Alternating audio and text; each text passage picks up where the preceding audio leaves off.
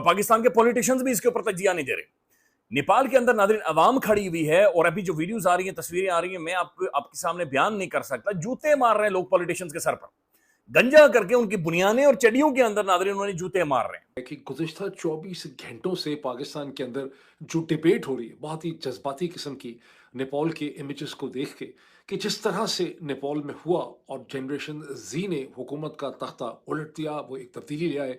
पाकिस्तान में ऐसा क्यों नहीं होता? पाकिस्तान में इसलिए नहीं हो सकता कि पाकिस्तान में ऑलरेडी आर्मी ही कर रही है, सब कुछ आर्मी के ही कंट्रोल में है। अब जब केपी शर्मा ओली भाग गए हैं यहाँ से, आपको क्या लगता है किस तरीके का नेता यहाँ पर होना चाहिए? मोदी जैसा यहाँ पे होना चाहिए। वो इंडिया का मोदी है ना, मोदी जैसा सरकार होता तो यहाँ पे पूरा थोड़ा कुछ आगे जाता। नेपाल भी कई देशों ने जान लेते। अब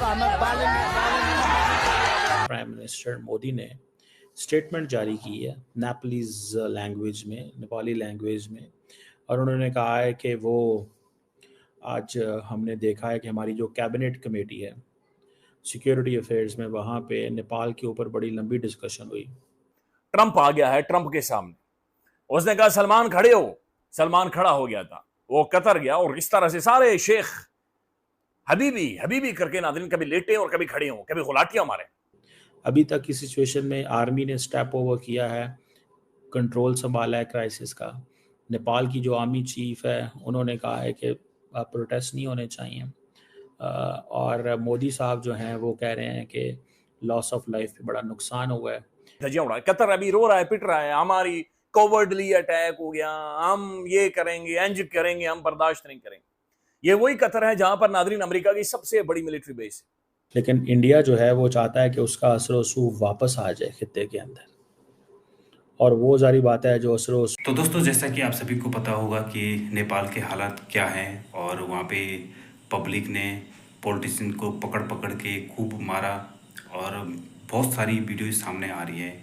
तो दोस्तों, वहाँ पे जब मीडिया वालों ने उन लोगों से पूछा जो प्रोटेस्ट कर रहे थे कि भाई क्या चाहते हो, तुम्हें कैसा नेता चाहिए, तो वहाँ पे उन्होंने कहा हमें मोदी जैसा नेता चाहिए।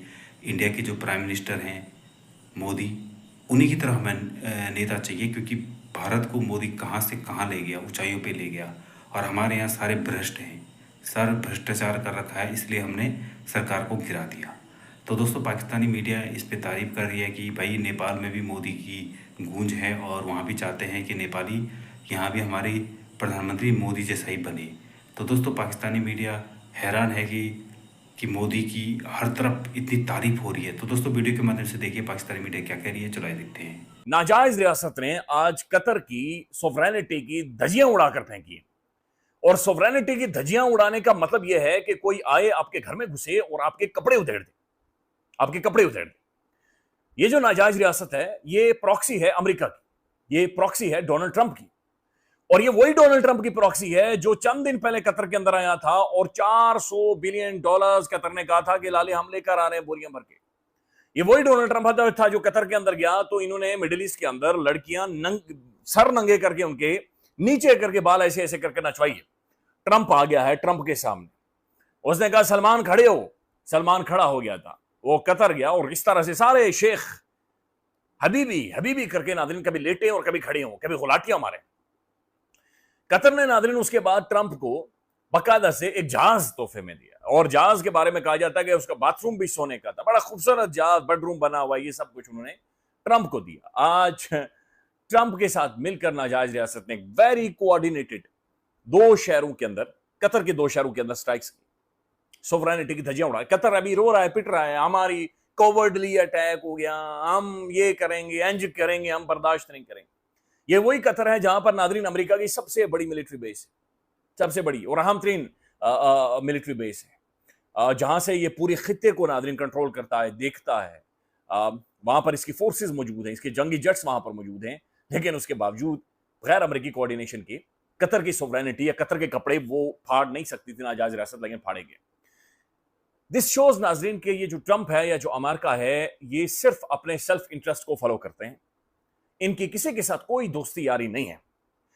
पाकिस्तान के अंदर नाज़रीन अमेरिका का एक इंटरेस्ट है। हमने कल MOU साइन किए हैं मिनरल्स के हवाले से, माइंस के हवाले से, उनके हवाले से बाकायदा से MOUs नाज़रीन साइन हुए हैं।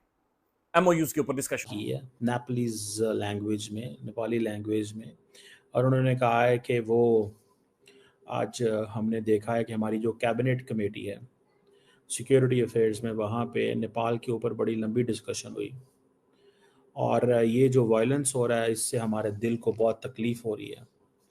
उन्होंने कहा है कि मुझे बड़ा अफसोस हुआ है कि यंग लोगों की ज़िंदगियाँ चली गई हैं। तो इनफैक्ट नरेंद्र मोदी साहब इज सेइंग के गुड बाय ओले, ठीक है, KP Sharma Oli good bye, you are no more you know the one जिसको हमें जिसकी हमें कोई ज़रूरत है, आपकी में कोई ज़रूरत नहीं है, आप फारग हो गए। और नेपाल जो है उसकी स्टेबिलिटी, पीस और प्रॉस्पेरिटी के लिए हम कोशिशें करेंगे, और तमाम लोग जो हैं वो वायलेंस ना करें, ठीक है जी। सो ये चीज़ है। उधर से नेपाल की जो आर्मी है उसने सिक्योरिटी सिचुएशन जो है वो अपने कंट्रोल में कर ली है।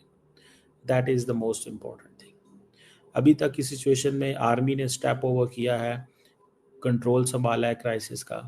नेपाल की जो आर्मी चीफ है उन्होंने कहा है कि प्रोटेस्ट नहीं होने चाहिए, और मोदी साहब जो हैं वो कह रहे हैं कि लॉस ऑफ लाइफ पे बड़ा नुकसान हुआ है। इंडिया ने अपनी सिक्योरिटी कमेटी का फैसला किया है, और the situation is delicate. Situation जो है वो डेलिकेट है, ये मैं आपको बड़े गारंटी से कह सकता हूँ। और इसको भी थोड़ा सा समझना पड़ेगा कि व्हाट डज दिस मीन, क्या होने जा रहा है आइंदा, या क्या आइंदा हो सकता है। और ये जो ओले साहब हैं, ठीक है जी, ये ओले भाग गए हैं। इंडियंस पहले ही बड़े नाराज़ थे ओले से, ठीक है। अगर मैं इसकी थोड़ी सी एक वो करूँ सिचुएशन को कि क्या क्या मसले थे। पहले तो जारी बात है बॉर्डर डिस्प्यूट एक है ही है, वो तो हर मुल्क के साथ ही होता है। इंडिया ने 2020 के अंदर एक रोड खोला था जो कि लिपुलेख पास से कैलाश मानसरोवर जो कि चाइना के बॉर्डर की तरफ जाता है, जिस पर नेपाल ने प्रोटेस्ट किया, और सुनने में आया कि केपी शर्मा ओली ने ये बात चाइनीज़ से भी की, और नेपाल ने एक नया पॉलिटिकल मैप जारी कर दिया था जिसमें डिस्प्यूट्स जो थे और जो टेंशन्स वगैरह थी उसमें बताया गया कि डिस्प्यूटेड एरियाज़ और क्या क्या हैं और किधर किधर है। सो ये चीज़ें हैं। इंडिया और नेपाल जो है उसमें ये ओले जो है वो ये कई दफ़ा माजी में कह चुके हैं कि जनाब आप तो इंडिया को समझना चाहिए कि Nepal is not it's colony. इस तरह की बातें भी हुई हैं, ठीक है जी। चाइना फैक्टर ऑलरेडी कहा जा रहा था कि ये चाइनीज़ बंदा बैठा हुआ है काठमांडू के अंदर, और चाइना के जो बेल्ट एंड रोड इनिशिएटिव का हिस्सा है, स्ट्रेटेजिक का। इंडिया कहता था कि चाइना की एक स्ट्रेटेजिक इंक्रोचमेंट है साउथ एशिया के अंदर। तो बेसिकली इंडियन समझते थे कि ये सारी की सारी जो इंक्रोचमेंट है वो जो है ना वो मतलब ये चाइना की तरफ से की जा रही है, नेपाल उसका सहारा है। और नेपाल जो था वो कहता